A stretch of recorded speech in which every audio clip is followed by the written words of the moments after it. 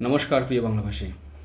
আমরা সেনার যে অভ্যুত্থান কখনো কি দেখেছি ভারতবর্ষে হয়েছে বা আমাদের ইন্ডিয়াতে হয়েছে? বাট আমরা দেখেছি মায়ানমারে চলছে, পাকিস্তানে তো কোনো সরকারই 5 বছর পূর্ণ করতে পারেনি, বাংলাদেশেও চলছে।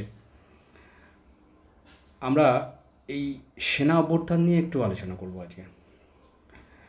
আমরা দেখেছি 1948 সালে আমাদের কারিয়াপ্পা বলে একজন ফিল্ড মার্শাল ছিলেন, 5 স্টার, যিনি কমান্ডার ইন চিফ ছিলেন। এই কমান্ডার ইন চিফ পদ কি আজকে আছে? আজ কিন্তু নেই। মাননীয় প্রধানমন্ত্রী শ্রী নেহেরু কিন্তু এই কমান্ডার ইন চিফ পদটা তুলে দিয়েছে, যেটা নাকি পাকিস্তানে আছে, মায়ানমারে আছে, বাংলাদেশে আছে। এই কমান্ডার ইন চিফ পদটা এমনই শক্তিশালী, এমনই পাওয়ারফুল যে সমস্ত সেনাকে একসাথে করে করতে পারে, বিদ্রোহ করতে পারে, এবং সেই বিদ্রোহের জোরেই সরকার চেঞ্জ হয়ে যায়। এক কারণ। 2 নম্বর কারণ, সবথেকে বড় লোকতন্ত্র হচ্ছে আমাদের ভারত। আমরা কিন্তু 1950 সালে সংবিধান রচনা করে ফেলেছিলাম।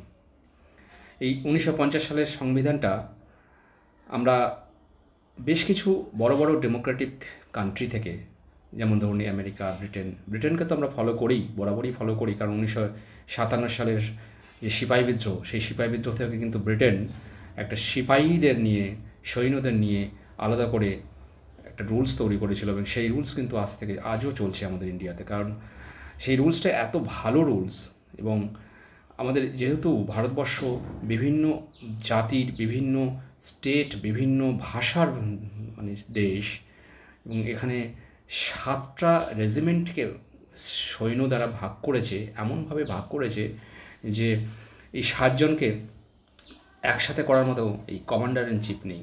তাই জন্য যে যার মতো নিজেরাই কাজ করে, নিজেরাই। যেমন ধরুন এই যে শিখ বিদ্রোহ হয়েছিল, শিখ সৈন্যরা বিদ্রোহ করেছিল ইন্দিরা গান্ধীকে, যিনি মারলেন। তো তখনই তো চাইলে সেনা বিদ্রোহের আরও প্রকট হতো, এবং লোকতন্ত্রকে মুছে দিয়ে সৈন্যরাজ হতো। কিন্তু এই যে বিভিন্ন যে কমান্ডার আছেন, যাদেরকে বলা হয় প্রধান, 7টা রেজিমেন্টের প্রধান, তারা কিন্তু নিজের হয়ে কাজ করে, কারুর কথায় চলে না। সবার কিন্তু একটা প্রধান আছে, যাদেরকে বলা হয় chief staff, chief defence staff বলে। যেমন আমাদের বিপিন রাওয়াত ছিলেন আর্মি চিফ ডিফেন্স স্টাফ। তো এই 7টা রেজিমেন্টকে কিন্তু কখনো একসাথে করার মতো কোনো কেউ নেই।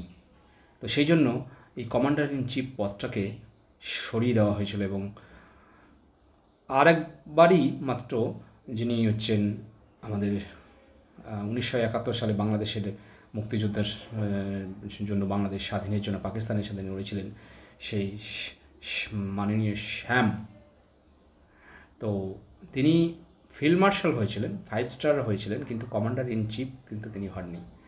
তো সেই কারণে এই কমান্ডার ইন চিফটা খুব গুরুত্বপূর্ণ পদ, এবং এর জন্য মায়ানমার বলুন, বিভিন্ন ধরনের যেখানে লোকতন্ত্রবিহীন যে দেশগুলো, বিশেষ করে মুসলিম কান্ট্রিগুলো, সেখানে কিন্তু এই সৈন্য রাজ চলছে এবং চলবেও।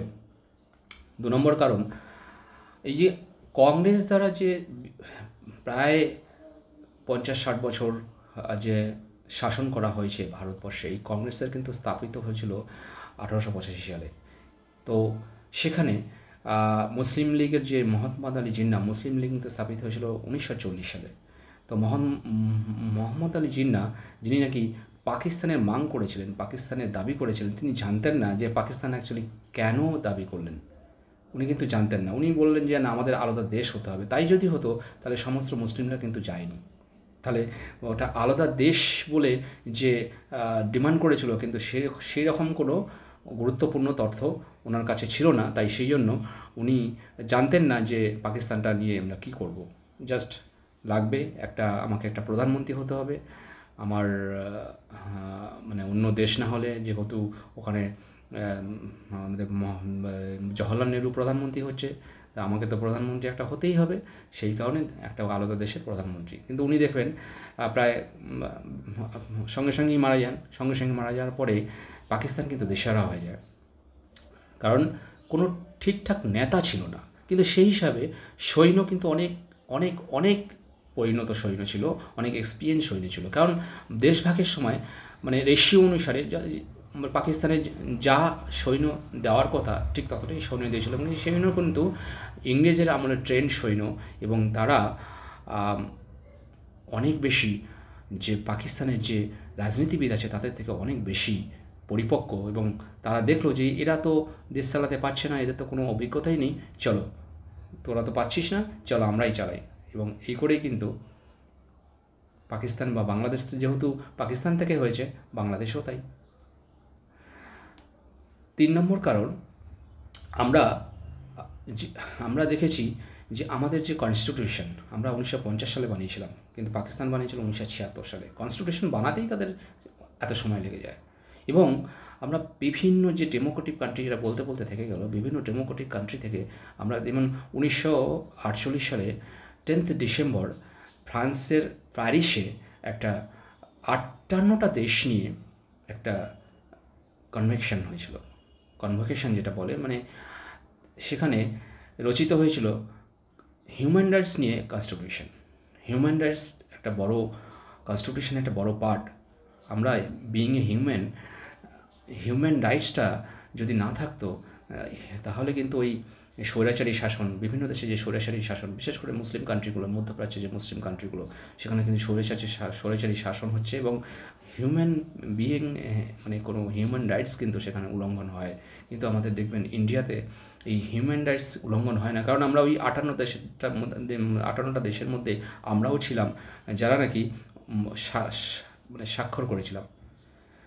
48টা দেশ স্বাক্ষর করেছিল, 8টা দেশ স্বাক্ষর করতে মানে পারেনি, আর 2টো দেশ কোনো কারণে আসতে পারেনি।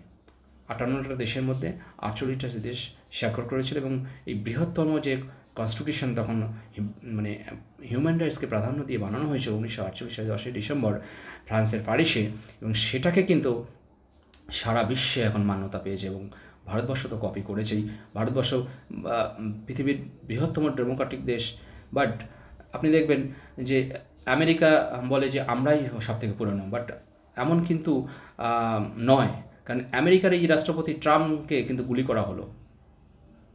ডেমোক্রেটিক কান্ট্রিতে কোনো অপোজিশন যে নাকি ইলেকশন লড়ছে, দেখেছেন আমাদের ইন্ডিয়াতে এরকম হয়েছে? হয়নি কখনো, কারণ ইন্ডিয়ার কনস্টিটিউশন অনেক অনেক অনেক শক্ত, এবং এখানে সুপ্রিম কোর্ট যে ন্যায়পালিকা বলছে, সুপ্রিম কোর্ট মেন, সুপ্রিম কোর্টের বিচারপতি চাইলে রাষ্ট্রপতিকেও সরিয়ে দিতে পারে, প্রধানমন্ত্রীকেও সরিয়ে দিতে পারে। এবং সেই কারণেই ইন্দিরা গান্ধীকে কিন্তু ইমার্জেন্সি যে হলো, এই একটা কারণেই হলো, কারণ ইন্দিরা গান্ধীকে কিন্তু বলেছিল এলাহাবাদ হাইকোর্ট যে আপনি যে ইলেকশনটা জিতেছেন, এই ইলেকশনটা স্বচ্ছ ইলেকশন জিতেছিল না, তাই আপনি প্রধানমন্ত্রী থাকতে পারেন, কিন্তু আপনার কোনো সাইন করার ক্ষমতা থাকবে না।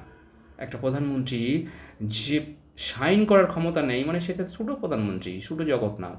সেই কারণে তো ইন্দিরা গান্ধী ইমার্জেন্সি ডিক্লেয়ার করে দিল যে না, এটা ঠিক নয়।